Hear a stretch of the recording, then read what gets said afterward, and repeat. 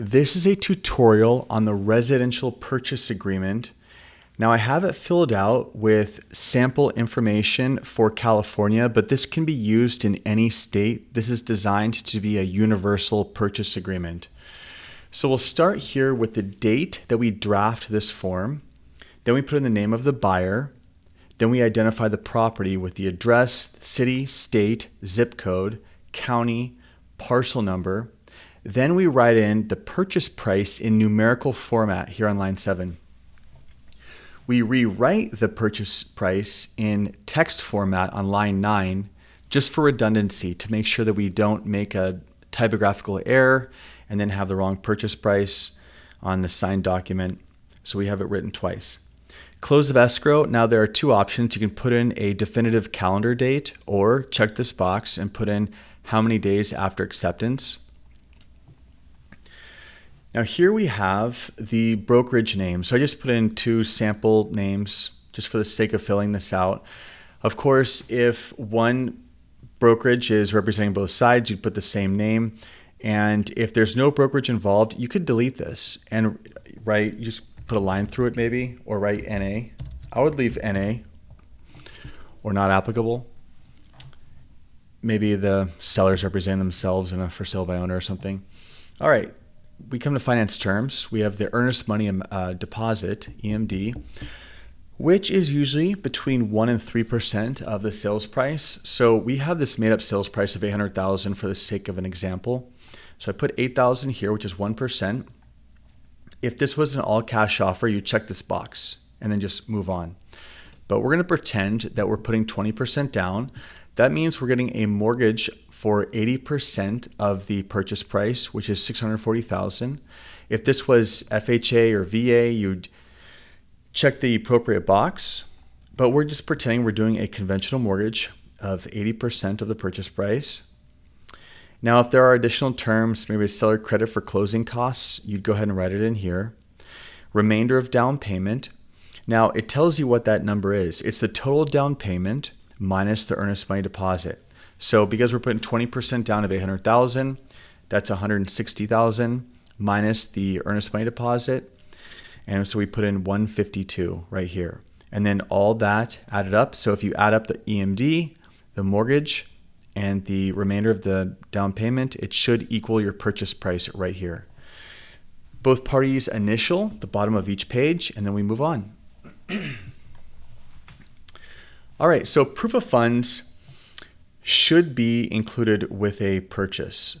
Same with a lender pre-approval or pre-qualification letter. But if not, it stipulates here that the buyer needs to furnish it to the seller within 3 days. And if they don't, the seller could cancel. All right. We move on to closing costs. Now I just put in some random information here. The first line is going to be about smoke detector installation, carbon monoxide detector installation, and any other city or state point of sale requirements. And the seller typically pays for this because they're the owner and in possession of the home while escrow is going on. Typically, a buyer doesn't go in and start installing smoke detectors in rooms where it's missing. So I have the seller paying for it. We have the seller paying for a termite inspection report. Of course, the buyer can pay for it. And then you can stipulate who is going to perform the report. And then auxiliary space is here. And that's where either party can pay for whatever sort of report that they need. And different areas have different types of reports that are appropriate for or typical to their transactions. Now we have owner's title insurance. I just made up some title company. Of course, this varies greatly regionally in terms of which party pays for it. But I filled this out basically in the fashion of Southern California. Again, this is a universal national form, but I just put in information as to what's typically seen in the area that I'm drafting this. Made up a title company here. Now, over here we say each pay their own, and we check both boxes, but that of course varies as well. So you can put in whatever you need to. Escrow company shall be, sometimes title and escrow are different. Most of the time they're not. When they're not, I check this box. Escrow company and title are the same. And if there's any sort of county transfer tax, check the box.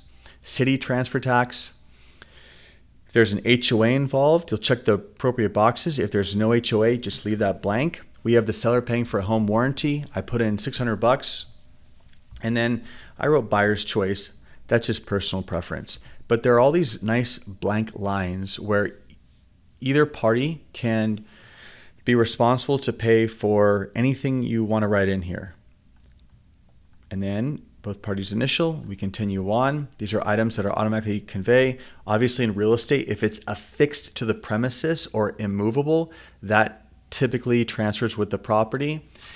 And we have some spaces for things that don't necessarily fit the description of being affixed to the property.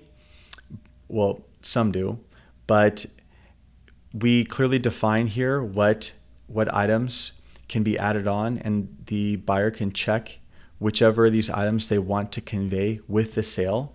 So we have all washing machines. Now these spaces after it usually can be used for determining or adding some sort of specific description. So let's say there's 2 washing machines, or there's another, let's say there's a washing machine and dryer in a guest house and in the main house. So you could just write something in here that distinguishes which or both are going to convey.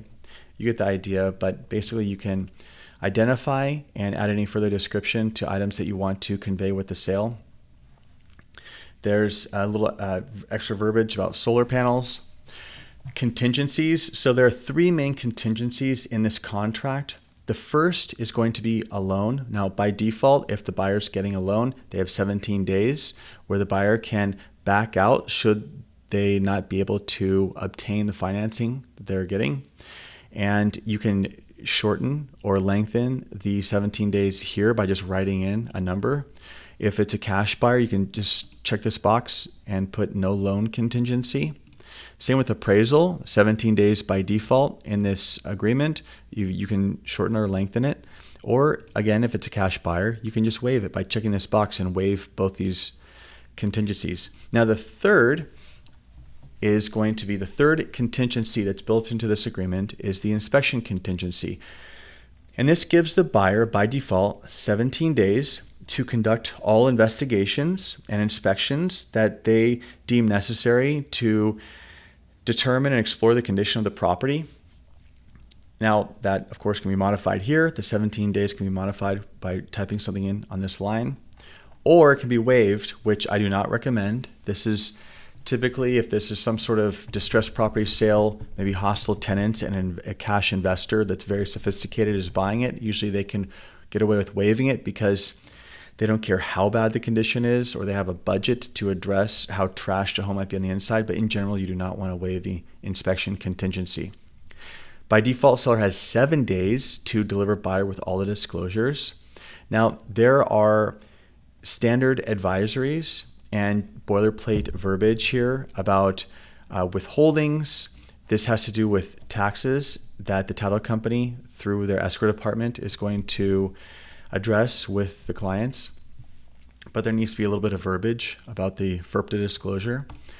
Buyer right to cancel, seller right to cancel. This is verbiage that gives the parties a way out should one of the parties not fulfill their contractual obligation. As an example, the seller has 7 days to deliver disclosures. What happens if they don't? Well, the buyer can make a demand that the seller perform what they're supposed to, and if the seller doesn't, the buyer, through this paragraph, has the right to cancel this agreement and get their deposit back. This addresses the earnest money deposit right here. By default, this is going to be owner-occupied possession. And if not, you can check this box if this is going to be an investment property or non-owner occupied for whatever reason. Property is going to be delivered the day that that the title records with the county at 6 p.m. Or if, let's say, the seller is staying in possession 3 days after closing, you could write that in here if you'd like. More boilerplate verbiage in there to advise and protect both parties.